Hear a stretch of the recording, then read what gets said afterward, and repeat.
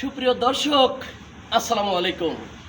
আপনারা দেখতে পাচ্ছেন যে বিডি লাইভ 24-এর নিউজের লাইভে যুক্ত হয়েছি আমি মোহাম্মদ আক্তার হোসেন খান। আপনারা দেখতে পাচ্ছেন নারায়ণগঞ্জ জেলা সোনারগাঁও উপজেলা।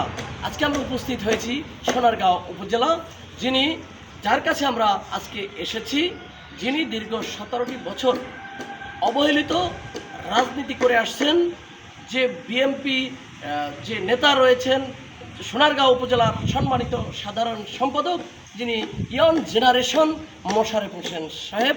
আমরা আসলে দেখতে পাচ্ছি যে আজকে তার বাড়িতে এসে দেখলাম যে লেচু বাগান। এই লেচু বাগান দেখে আমাদের খুবই ভালো লাগলো যে 17টি বছর পরে আজকে আমরা এখানে এসেছি।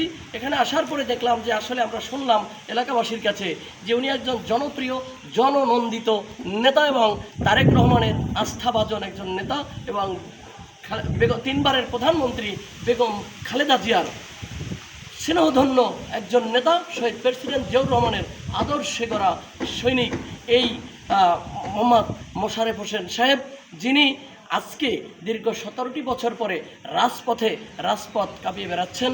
এবং কি আমরা দেখেছি বিগত দিনে যে সভা সমাবেশ হয়েছে, বিএমপির যত সমাবেশ আমরা দেখেছি পল্টন, আমরা দেখেছি কাকরাইল, আমরা দেখেছি মতিঝিল, সব সময় তাকে রাজপথে পাওয়া গেছে।